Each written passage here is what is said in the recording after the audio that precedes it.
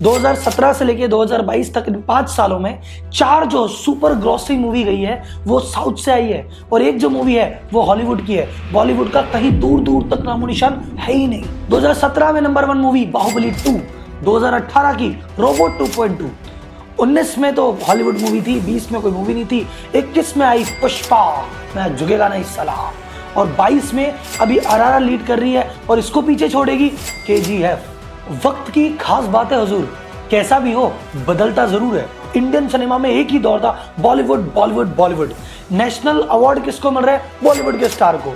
International level पे ख्याति किसकी है? बॉलीवुड के स्टार की। बेचारे साउथ वालों को या रीजनल सिनेमा को कोई देखता भी नहीं था, बल्कि इन साउथ की मूवियों का मजाक उड़ाया जाता था कि अरे बताओ कैसा एक्शन है, ये कोई एक्शन होता है? एक्शन भी तो इनकी कॉमेडी लगता है साहब।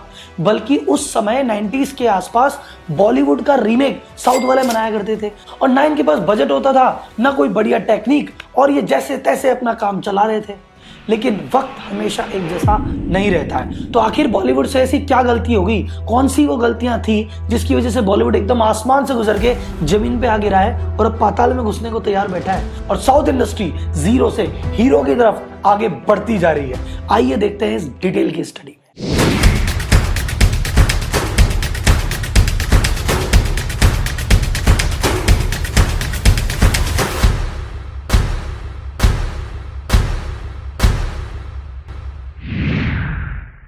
पहला पॉइंट जिससे बॉलीवुड का अंत थोड़ा नजदीक नजर आ रहा है वो है उसका कंटेंट।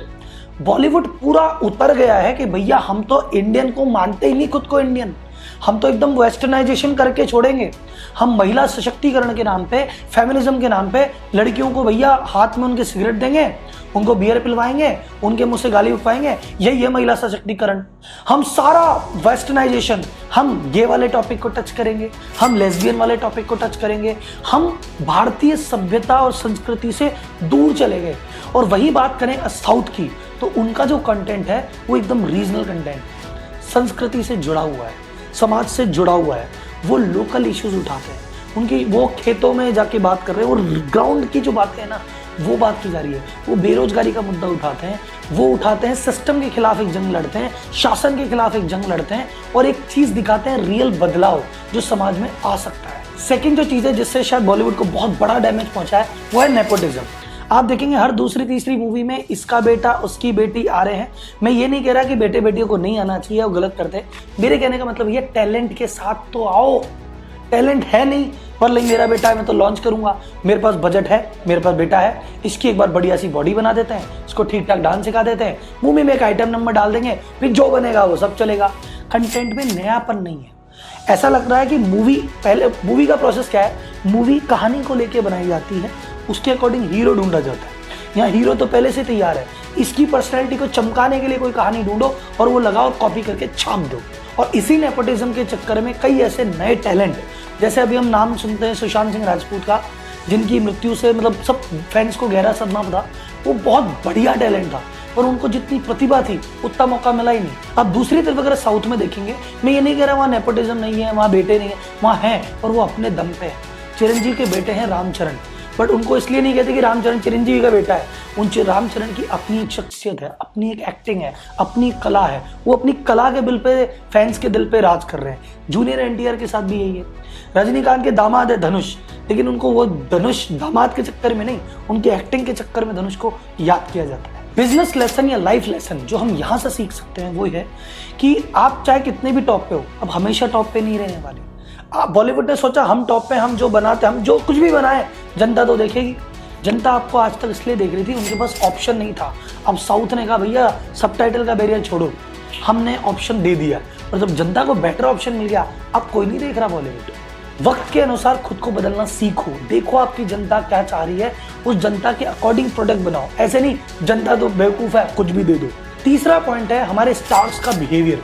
बॉलीवुड के स्टार्स कहते हैं कि भैया इनका नाम बॉलीवुड के स्टार्स का क्या आता है कि अच्छा भैया वो वानखेड़े में लड़ाई हो गई थी, अच्छा भैया वो ड्रग्स करते हुए पाए गए, वो उस पार्टी में थे साहब, उन्होंने उधर गाड़ी चढ़ा दी साहब, उनका चर्चा ही है, इस सेलिब्रिटी के चाटा मार दिया, वहाँ पे गुस्सा हो गए, वहाँ नाराज हो गए, वहाँ सोशल मीडिया में ये कर दिया। ये सारी चीज़ें, लेट आते हैं साहब, टेंट्रम दिखा रहे हैं साहब, बिना बात छुट्टी ले ली, ये सारी जो चीज़ें थी ये इनके नखरे थे।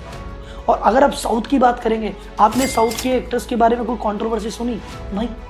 एकदम मीडिया के साथ बहुत अच्छा बिहेवियर है, टीम के साथ बहुत अच्छा बिहेवियर है। कितने बड़े सुपरस्टार, रजनीकांत भी सुपरस्टार है, टाइम से पहुंचते हैं, शूटिंग करते हैं। एक्टर्स, डायरेक्टर्स, प्रोड्यूसर के साथ एक अच्छा व्यवहार देखने को मिलता है और इसीलिए वो एक परिवार के जैसे रहते हैं। और जहाँ परिवार है और प्रोफेशनल है, जीतेगा तो परिवार है। चौथा जो डिफरेंस वो आता है कि फिल्म की कहानी पर फोकस। आप देखिए बॉलीवुड का फोकस क्या है। बॉलीवुड की न्यूज क्या आती है कि सर जी एक मूवी आ रही है, इसमें अक्षय कुमार जी 100 करोड़ की फीस लेंगे साहब। ये वाली मूवी आ रही है, इसका 250 करोड़ का बजट है। अरे 250 करोड़ का बजट है, 100 करोड़ तो स्टार फीस ले जाएगा, 100 करोड़ तो मार्केटिंग में खर्च कर दोगे। जो मूवी एक्चुअल है उस पर तो पैसा लगाया नहीं, वीएफएक्स पे तो पैसा लगा नहीं। 5 करोड़ का आइटम डांस शूट होगा भाई साहब, 1 करोड़ रुपए उसको इस बात के दिए जाएंगे, 20 करोड़ वहां लगा देंगे। अरे सर जो कहानी है उस पे तो लगाओ, जो डायरेक्टर है उसको तो दो, जो स्क्रीन प्ले लिख रहा है, जो डायलॉग लिख रहा है उसको तो दो। नहीं भाई साहब वहां ना लगाएंगे, हमारे सारे पैसे तो मार्केटिंग में स्टार ही ले गया। अब अगर बात करते हैं साउथ की, साउथ में ऐसा नहीं कि भैया मार्केटिंग नहीं करती, वहां भी मार्केटिंग है, वहां भी स्टार की फीस ठीक है, लेकिन कहानी पे ध्यान दिया जाता है, वीएफएक्स पे ध्यान दिया जाता है, सीजीआई पे ध्यान दिया जाता है, बारीकियों पे ध्यान दिया जाता है। यहाँ पे ऐसा नहीं कि कुछ भी बना दो भाई साहब, कुछ जो बना दो सब चलेगा। एक एक व्यक्ति ध्यान देता है। इसका आपको बिजनेस एंगल बताता हूँ, ये चीजें कैसे बढ़ी। जब ये इंडिया की मूवीज बाहर जाके चाइना में रिलीज हुई और सब टाइटल चेंज हुआ, बाहुबली ने ये ट्रेंड सेट किया। चाइना में जब मूवी रिलीज की, चाइना के दर्शकों ने भी पसंद की कि भैया मजा आ गया। तो साउथ वालों को ये समझ में आ गया कि भैया देखो अपनी पैसी, अपनी मूवी चेन्नई में रिलीज कर रहे हैं, चेन्नई से नहीं कमाएगी ना तो दिल्ली मुंबई से कमा लेगी, और वहां नहीं कमाएगी ना तो अमेरिका और चाइना से कमा लेगी। तो एक इनका जो बजट का जो था ना खुल गया कि ऐसा नहीं कि यार 50 करोड़ में बनानी है, बोले ढंग की मूवी अगर 250 करोड़ भी बनती है बनाओ, हम इंडिया से नहीं तो इंडिया के बाहर से कहीं से भी कॉस्टिंग तो निकाल ही लाएंगे। तो जैसे ही कॉन्फिडेंस खुला, तो जो पैरासाइट मूवी आई थी जिसमें ऑस्कर विनिंग मूवी थी, उसके डायरेक्टर ने कहा था कि अगर हम सबटाइटल का बैरियर पार कर दें तो बहुत बढ़िया मूवी हमको देखने को मिलेगी। बॉलीवुड को मैं बुरा नहीं कह रहा हूँ कि बॉलीवुड खराब है, बॉलीवुड ने हमको कई मास्टरपीस दिए, कई बचपन की यादें दी है। हम भी छोटे से बड़े बॉलीवुड देखते हुए हैं और बहुत सारी चीजें सीखी है, बहुत सारी चीजें जानी है, बहुत कुछ एंजॉय किया है। लेकिन बॉलीवुड क्या भटक गया अपनी राह से। बॉलीवुड ने रीजनल चीजें छोड़ दी, एक्सपेरिमेंट करना छोड़ दिया, बस कॉपी पेस्ट में लग गया। अगर ये सारी चीजें बॉलीवुड भी रियलाइज करेगा तो पोटेंशियल बॉलीवुड में है कि क्या पता वो वापसी कर जाए।